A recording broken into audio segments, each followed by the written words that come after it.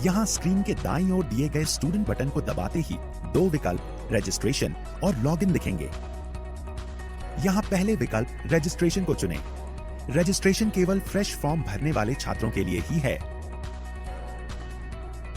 जो रिन्यूअल के छात्र हैं, उन्हें केवल गत वर्ष के अंक तथा प्रवेश की तिथि एवं विश्वविद्यालय द्वारा दिया गया एनरोलमेंट नंबर, गत वर्ष प्राप्त अनुरक्षण भत्ता व फीस एवं वर्तमान वर्ष में जमा की गई फीस का विवरण ही भरना है।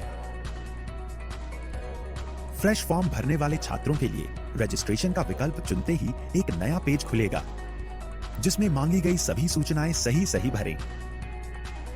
यहाँ इस बात का भी ध्यान रखें कि आपके हाई स्कूल प्रमाण पत्र में दी गई सूचनाओं के साथ ही आपके आधार कार्ड से भी आपका नाम और आपकी जन्म तिथि का मिलान आवेदन पूर्ण करने के लिए आवश्यक है। आपके आधार कार्ड से नाम और जन्म तिथि के सत्यापन के बाद इसी आधार नंबर से लिंक मोबाइल नंबर पर आए OTP से भी इसे सत्यापित होना जरूरी है।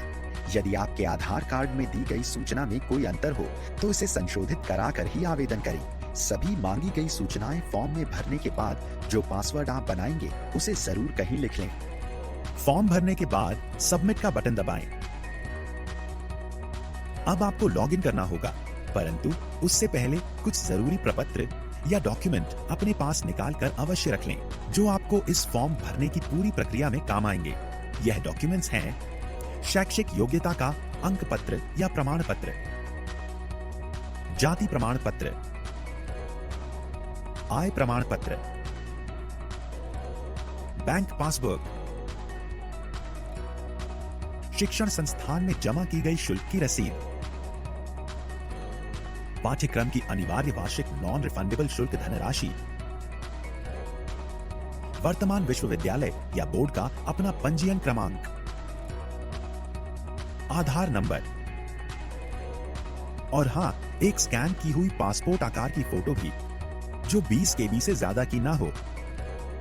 अब लॉगिन करने के लिए पुनः होम पेज पर जाएं और स्टूडेंट वाले बटन के अंदर जाकर दूसरे विकल्प लॉगिन को चुनें। ध्यान रहे, लॉगिन उसी रजिस्ट्रेशन नंबर और अपने बनाए पासवर्ड से करें जो आपने रजिस्ट्रेशन करते समय लिखा था। और हां, रिन्यूअल वाले आवेदनों में पासवर्ड स्वतः जनरेट होता है। लॉगिन करते ही कुछ महत्वपूर्ण निर्देश आपके सामने खुल जाएंगे। उन्हें पढ़ें और टिक लगाकर प्रोसीड करें। प्रोसीड करते ही आपके सामने एक नया पेज खुलेगा, जिसमें दिए गए विकल्पों में से छात्रवृत्ति हेतु आवेदन पत्र भरें को चुनें। शैक्षणिक योग्यता से संबंधित जानकारी इस पेज पर भरें। यह समस्त जानकारी आपको अपनी हाई स्कूल तथा इंटरमीडिएट की मार्कशीट या अंक तालिका में मिल जाएगी। इसे भरने के बाद सबमिट करना ना भूलें। इस नए पेज पर आपको अपनी निजी जानकारी भरनी है, जैसे उपजाति, पता इत्यादि। उपजाति या सब कास्ट भरते समय विशेष ध्यान रखें। समस्त सूचनाएं भरकर इसे भी अपडेट करें। अब इस नए खुले पेज पर मांगी गई जानकारी जैसे जाति व आय से संबंधित सूचनाएं अपनी जाति प्रमाण पत्र का क्रमांक व आवेदन पत्र क्रमांक एवं आय प्रमाण पत्र का क्रमांक व आवेदन पत्र क्रमांक देखकर सही भरें। इसे अपडेट करते ही हम बैंक से संबंधित मांगी गई सूचनाओं के पेज पर पहुंचेंगे। इन सूचनाओं को भरने के लिए अपनी बैंक पासबुक की मदद लें तथा जनपद, बैंक का नाम व बैंक शाखा का नाम सही सेलेक्ट करें तथा खाता नंबर ध्यानपूर्वक सही भरें।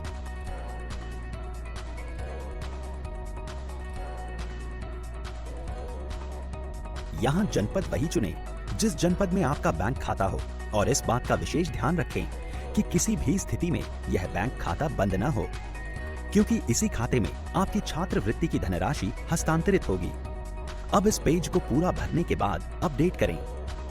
अब हम शुल्क संबंधित विवरण भरने वाले पेज पर हैं। इसमें मांगी गई सूचनाएं अपने प्रपत्रों को देखकर ही भरें व अपडेट करें। हम अपने गत वर्ष का विवरण भरने एक नए पेज पर आ गए हैं। यह सूचनाएं भी अपनी मार्कशीट या अंक तालिका देखकर भरें और पुनः अपडेट करें। तो लीजिए, आपने एक चरण पूरा कर लिया है। अब फिर से होम पेज पर जाकर फोटो अपलोड के विकल्प को चुनकर अपनी 20 KB वाली फोटो अपलोड करें। आपने यह चरण भी पूरा कर लिया है। अब आपका फॉर्म भर गया है। जांच के उपरांत ही अपना आवेदन पत्र या फॉर्म सबमिट करें। यहाँ मेरा आपसे अनुरोध है कि आप सभी छात्र अपना फॉर्म स्वयं ही भरें, यदि किसी अन्य माध्यम द्वारा फॉर्म भरवा रहे हैं तो सभी प्रविष्टियां भरवाने के बाद स्वयं जांच लें और फॉर्म भर जाने के बाद प्रयुक्त हुई सूचनाएं व अपना पासवर्ड अपने पास ही सुरक्षित रखें।